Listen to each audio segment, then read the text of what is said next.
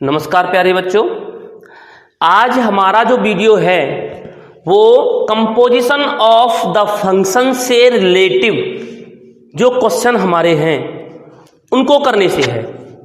और हमारी जो NCERT वाली एक्सरसाइज है 1.3 उसका पहला क्वेश्चन है, क्योंकि हमने पिछली वीडियो में जिक्र किया था और अच्छी तरह से समझाया था कंपोजिशन ऑफ द फंक्शंस को कि आप कंपोजिशन ऑफ द फंक्शन किस तरीके से निकालोगे, जो गॉफ और फॉग हुआ करते थे।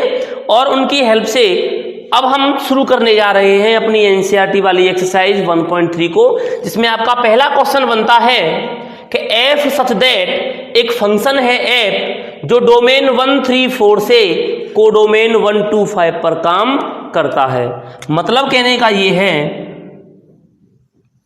कि हमारे पास एक सेट है ए जिसमें एलिमेंट कौन कौन है, 1 है, 3 है और 4 है। और ये किससे किस पर काम करता है प्यारे बच्चों? ए से बी पर। ए से बी पर, बी में कौन कौन एलिमेंट हैं? 1, 2, 4। ठीक, ये कौन है? Function F. दूसरा दिया एंड जी जो फंक्शन है वो बी से सी पर काम करता है, मतलब इस बी से सी पर जो हमारा जी है वो बी से सी पर। और सी में कौन है प्यारे बच्चों? ये ए हो गया, बी हो गया, ये सी हो गया। सी में कौन आ रहा है? 1 और 3। जैसा कि आपको उसने दिखाया, उसने बताया कि एफ हमारा क्या है, कि एफ का मतलब हो गया कि फंक्शन में, फंक्शन एफ एक्स में हमने x की जगह 1 रखा होगा। 1 रखा होगा मतलब x बराबर 1 रखा होगा तो क्या मिला? 2 मिला। 1 रखा तो 2 मिला, 1 रखा तो 2 मिला एफ एक्स में। और 3 रखा तो क्या मिला? ऐसे यहां लिखेंगे, फंक्शन में 3 रखा तो क्या मिला? 5। इसका मतलब 3 रखा, सॉरी 5 नहीं, एक सेकेंड, 3 रखा तो 5 मिला। हाँ, 1 to 4 पर काम करता है। एक सेकेंड 1 to 5 पर है। ये किस पर है? 1 to 5, ठीक है ना। अच्छा, तो 3 रखा तो क्या मिला? 5 मिला। और ऐसे ही 4 रखा तो क्या मिला? 1 मिला। 4 रखा तो 1 मिला। इस तरीके से हमारा एफ एक्स वाला फंक्शन हमारे पास है। ऐसे ही अब बात करते हैं जी एक्स की, तो देखिएगा जी एक्स में एक्स की जगह 1 रखा तो 3 मिला, 1 रखा तो 3 मिला, मतलब 1 रखा तो 3 मिला, दे रखा है उसने। हालांकि आपको इसको बनाने की कोई जरूरत नहीं है, लेकिन मैं इसकी हेल्प से आपको समझाने का प्रयास कर रहा हूं। ऐसे ही फंक्शन जी एक्स में हमने x की जगह 2 रखा तो हमें क्या मिला? 3 मिला। हमने 2 रखा तो भी क्या मिला? 3 मिला। और ऐसे ही जी एक्स में x की जगह 5 रखा तो क्या मिला? 1 मिला। इसकी जगह क्या मिला? 1 मिला। मतलब 2 एलिमेंट एक इमेज के साथ एलिमेंट रख सकते हैं फंक्शन में, क्योंकि हमने पढ़ा है कि सेट ए में बेटे होते हैं, सेट बी में कौन होता है? कि बाप होता है। तो यहाँ एक बाप के 2 बेटे पॉसिबल है, चलेगा, इसका मतलब फंक्शन है, कोई घबराने वाली बात नहीं है। अब आइए, उसने क्या कहा कि हमें निकालना क्या है? गॉफ। गॉफ को निकालने से पहले 2 मिनट समझ लें। उसने क्या कहा था कि एक फंक्शन जो एफ होगा वो ए से बी पर काम करेगा, जो कि कर रहा है, ए से बी पर। और दूसरा फंक्शन जो होगा जी, वो बी से किस पर काम करेगा? सी पर। बी से सी पर काम कर रहा है। लेकिन बताया था उसने कि अगर आपको निकालना हो कौन? गॉफ, तो गॉफ हमारा किससे किस पर काम करता है? ए से सी पर। ए से सी पर। तो आइए इसी को लेकर चलते हैं, क्या कि एफ हमारा क्या है? ए से बी पर काम करता है। एंड जी क्या है? बी से सी पर काम करता है। तो देयरफॉर गॉफ किस पर काम करेगा? गॉफ सच दैट, गॉफ हमारा ए से सी पर काम करेगा। इसका मतलब ए से कहां पर? सी पर। और ए से सी का मतलब क्या हो गया? मीन्स ये हो गया इसका कि गॉफ जो है सच दैट ए, और ए में कौन है? 1, 3, 4 से किस पर काम करेगा? सी पर। और सी में कितना दिया है?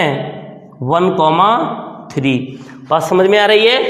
F134 से 125 पर है, G125 से 13 पर है, तो गॉफ क्या कहता है कि A से C पर, मतलब 134 से 13 पर काम करेगा। इसका मतलब निकालेंगे हम गॉफ 1, GOF1, मतलब कहने का हो गया जब 1 रखा तो क्या मिलेगा, बताया था हमने कि GO को हटाओ, ब्रैकेट लगाओ, और क्या है ये F(1) रखेंगे, ये मिलेगा। देखो ये रखा 1, तो G तो है ही, और F1 की वैल्यू क्या है, F1 की वैल्यू को देखा कितनी आई 2, अब क्या आ गया है G2, और G2 कितना दे रखा है 3, मतलब 1 किस पर काम कर रहा है 3 पर।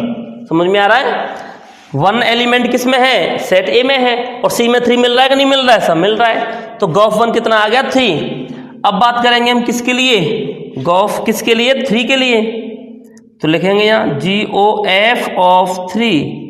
बोले तो क्या करें कि इस O को हटाओ, ब्रैकेट लगाओ, और क्या F3। इसका मतलब क्या हो गया, इसका मतलब हो गया कि G और F3 की वैल्यू क्या है, बोले साहब 5, तो लिख देंगे 5। अब बात आती है G5, तो G5 क्या दे रहा है इक्वल टू 1। इसका मतलब गॉफ 3 का मान कितना आ गया 1, जो बिलोंग करता है C में, मतलब केवल C के एलिमेंट ही निकलेंगे कोडोमेन में। और एक लास्ट रह गया, गॉफ किसके लिए निकालना है अब 4 के लिए, क्योंकि उसने खुद कहा कि गॉफ निकालोगे इन तीनों के लिए और मिलेगा इन दोनों के लिए। तो हमने 1 निकाल लिया, 3 निकाल लिया, अब क्या रह गया है 4, तो लिखेंगे गॉफ ऑफ 4। इसका मतलब GO को हटाने के लिए ब्रैकेट लगाया जाए F4, तो G तो है ही, और F4 की वैल्यू क्या है 1, क्या आ गया अब ये G1, और G1 की वैल्यू क्या है प्यारे बच्चों 3। इस तरीके से यहां मैं आंसर लिख देता हूं कि गॉफ इक्वल टू जो आएगा वो क्या आएगा 1 पर क्या आएगा 3, मतलब 1,3। 3 के लिए क्या आ रहा है 1, तो लिखेंगे 3,1, और ऐसे ही 4 के लिए क्या आ रहा है 3, 4 के लिए क्या आ रहा है 3। इस तरीके से ये हमारा आंसर हो गया कि 1 3 के लिए, ठीक है, 3 किसके लिए 1 के लिए, और 4 भी 1 के लिए, मतलब 2 एलिमेंट 1 के लिए हैं। कौन कौन से हमारे, एक सेकेंड, 1 किसके लिए है 3 के लिए, 1 3 के लिए है, ठीक है, 3 किसके लिए है 1 के लिए, ठीक है, और 4 किसके लिए है 3 के लिए। 1 और 4 3 के लिए बिलोंग करते हैं, और अकेला हमारा ये 1 है ही है। तो इस तरीके से हमने क्या निकाल लिया गॉफ। मतलब कहने का ये हुआ कि जब हमारा F A से B पर और G B से C पर काम करता हो तो गॉफ A से C पर काम करता है, यही इसकी डेफिनेशन थी। तो इस तरीके से हमने इसका पहला क्वेश्चन किया। मैं उम्मीद करके चलता हूं कि आपको ये क्वेश्चन अच्छी तरह से समझ में आया होगा। फिर भी एक बार आप इसको अपने घर पर अच्छी तरह से समझने का प्रयास करें और इनका रिवीजन करें।